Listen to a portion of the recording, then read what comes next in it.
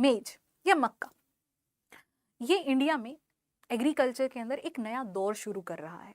हमारे फार्मर्स के लिए एक नई उम्मीद की तरह उभर कर आ रहा है।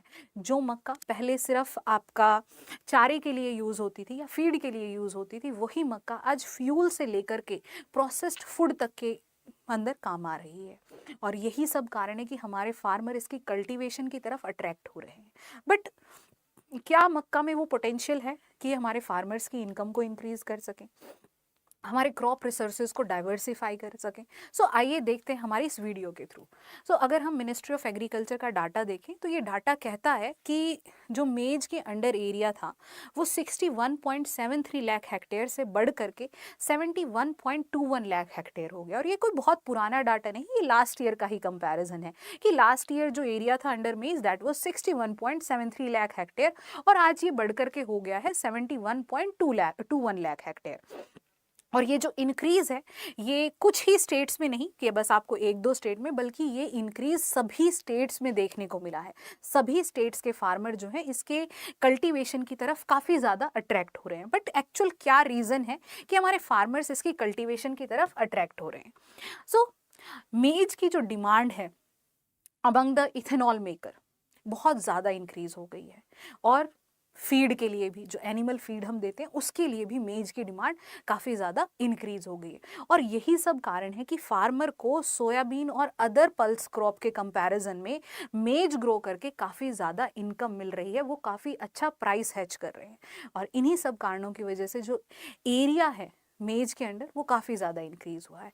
और आप सभी को पता होगा कि मेज एक खरीफ क्रॉप है जिसको मॉनसून सीजन में ग्रो किया जाता है जून जुलाई में, और आपका हार्वेस्ट कर लिया जाता है टिल द सितंबर। दूसरी बात ये कि वैसे तो ये आपकी खरीफ क्रॉप है, बट बहुत सारे स्टेट में इसको एज अ रबी क्रॉप भी ग्रो किया जाता है। तो they can ask you the question on the prelims कि मेज को खरीफ में ग्रो किया जाता है या रबी में ग्रो किया जाता है या दोनों टाइम में ग्रो किया जाता है। ऐसा ही कुछ क्वेश्चंस किसी क्रॉप को लेकर के लाइक 2021 में प्रीलिम्स में यूपीएससी ने पूछा था। तो ये चीज़ आप ध्यान रखिएगा, ये फैक्ट मुझे ध्यान आ गया तो मैंने आपको बता दिया। So let's move on to our topic. अब इथेनॉल में क्यों इसकी डिमांड हुई, कैसे हम इसको इथेनॉल ब्लेंडिंग, इथेनॉल प्रोडक्शन के लिए यूज़ कर सकते हैं?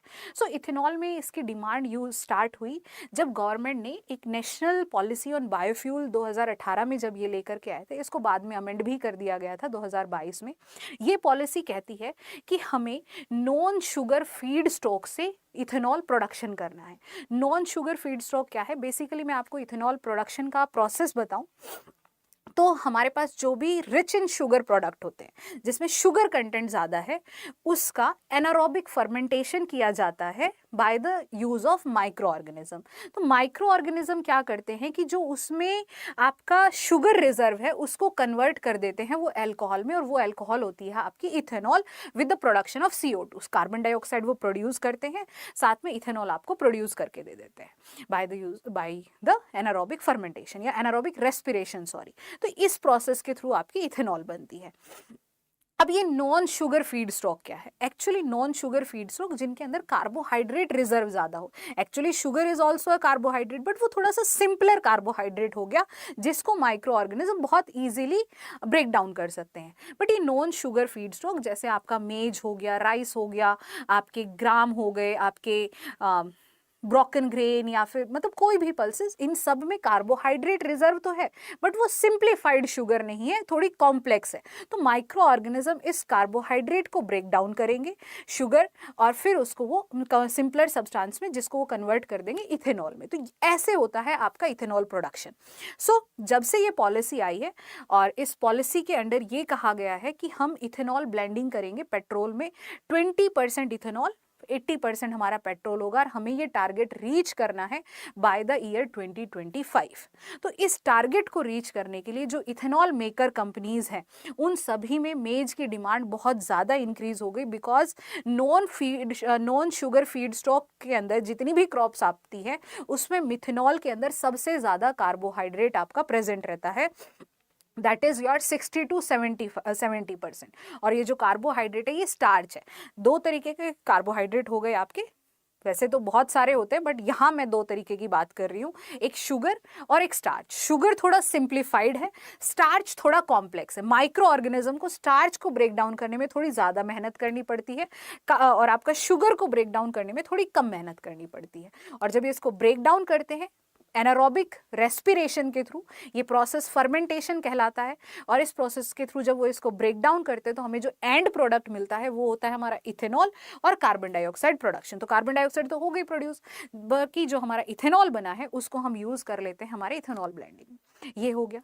दूसरा फीड के लिए, अब जो हमारा मेज है इसके प्रोसेस्ड फूड बहुत ज़्यादा आजकल मिल रहे हैं मार्केट में, like your corn flake is there, corn grits are there, your corn flour is there and many more things are there, like your popcorn. आजकल पॉपकॉर्न ही आपके बहुत सारे फ्लेवर्स में अवेलेबल है, तो इसमें भी इसकी डिमांड बढ़ी है।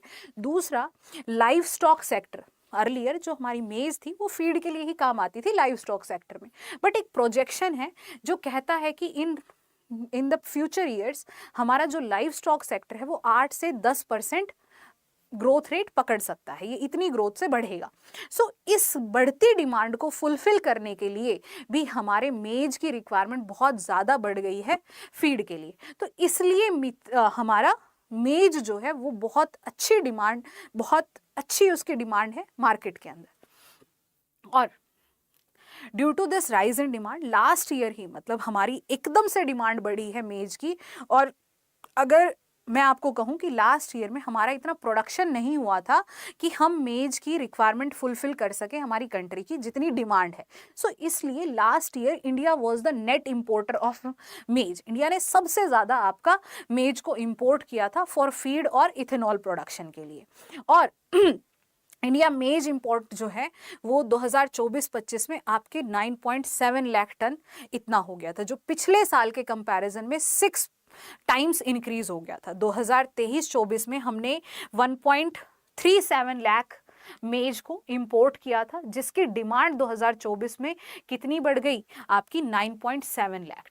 सो इन्हीं इस राइज एंड डिमांड को देखते हुए हमारे फार्मर्स के पास एक बहुत एक्सीलेंट अपॉर्चुनिटी है कि वो मेज को ग्रो करें और मार्केट में इसका काफ़ी अच्छा प्राइस हैज करें, बिकॉज बहुत ज़्यादा डिमांड है मेज की। सो इसके बेनिफिट क्या हो सकते हैं? फर्स्ट ऑफ ऑल, ये हमारे जो फूड बास्केट है उसके अंदर हमारे रिसोर्सेज को डाइवर्सिफाई करेंगे, न्यूट्रिएंट हमारा, न्यूट्रिशन हमारी डाइवर्सिफाई करें। दूसरा, अगर मैं बात करूँ राइस और व्हीट की, तो ये एक हमारा एग्रीकल्चर सिस्टम के लिए करंटली बहुत ज़्यादा बेनिफिट्स राइस और व्हीट के हो नहीं रहे हैं, बिकॉज ये राइस जो है वो बहुत हाई वाटर डिमांडिंग क्रॉप है, आपका कॉन्टिन्यूस मोनोक्रॉप को ये प्रमोट कर रहे हैं। दूसरा, इसमें बहुत ज़्यादा पेस्टिसाइड आपके यूज़ हो रहे हैं, केमिकल फर्टिलाइज़र आपके यूज़ हो रहे हैं, जिसकी वजह से एनवायरमेंटल पॉल्यूशन हो गया, बायोडाइवर्सिटी को इम्पैक्ट हो गया, स्टबल बर्निंग हो गई। तो राइस और व्हीट जब फार्मर बहुत ज़्यादा ग्रो करे तो उसके नुकसान भी बहुत ज़्यादा है। दूसरा, मेज जो है बहुत ज़्यादा इसको वाटर रिक्वायर चाहिए नहीं, बहुत ज़्यादा इसको व्हीट और राइस के कंपैरिजन में फर्टिलाइजर पेस्टिसाइड की नीड नहीं है। सो ये एक स्टेप है टुवर्ड्स अ सस्टेनेबल एग्रीकल्चर। मैं पूरा सस्टेनेबल एग्रीकल्चर नहीं कहूँगी, बट स्टिल ये हमारी क्रॉप डाइवर्सिफिकेशन और हमारे सस्टेनेबल एग्रीकल्चर की तरफ एक स्टेप है। नेक्स्ट, अब हमारा लाइव स्टॉक सेक्टर है, पोल्ट्री सेक्टर है। वी ऑल नो कि ये 8 से 10% ग्रोथ रेट पकड़ रहा है। तो इसी ग्रोथ रेट को मीट करने के लिए हमारी मेज जो है वो लाइव स्टॉक सेक्टर को भी बूस्ट करेगी और हमारे पोल्ट्री सेक्टर को भी बूस्ट करेगी। एनर्जी सिक्योरिटी जो हमारे लिए सबसे बड़ा इशू है कि हम पेट्रोल रिजर्व, डीजल रिजर्व, जितने भी हमारे रिसोर्सेज हैं हम बाहर से इंपोर्ट कर रहे हैं, तो ये ब्लेंडिंग के थ्रू हमारा कुछ इंपोर्ट बर्डन जो है वो कम होगा और हम एक एनर्जी सिक्योरिटी इंश्योर कर सकेंगे। एंड एट द लास्ट, जो मैंने आपको बताया, डिमांड राइज होने की वजह से फार्मर्स इसके लिए काफ़ी अच्छा प्राइस हैच कर रहे हैं, तो हमारे फार्मर की इनकम को भी इंक्रीज करेगा, उनका सोशियो इकोनॉमिक डेवलपमेंट करेगा। So this is all from my side. If you have some views, अगर आपके कुछ व्यूज़ है तो आप प्लीज़ कमेंट सेक्शन में इस टॉपिक से रिलेटेड अपने व्यूज़ रखिए। और अगर आपको ये वीडियो अच्छी लगी हो, प्लीज़ शेयर, सब्सक्राइब और कमेंट सेक्शन में प्लीज़ बताइएगा कि आपको ये वीडियो कैसी लगी। Thank you so much, have a nice day and all the very best for your exam. और सबसे इंपॉर्टेंट बात, अगर आप एग्रीकल्चर ऑप्शनल के लिए प्रिपेयर कर रहे हैं, आप कोई अच्छा सोर्स ढूंढ रहे हैं, तो don't forget to subscribe our course, जो कि बहुत अच्छे प्राइस पर, बहुत रीजनेबल रेट पर आपको मिल रहा है। अगर आप लेट करेंगे तो ये प्राइस आप मिस कर दें।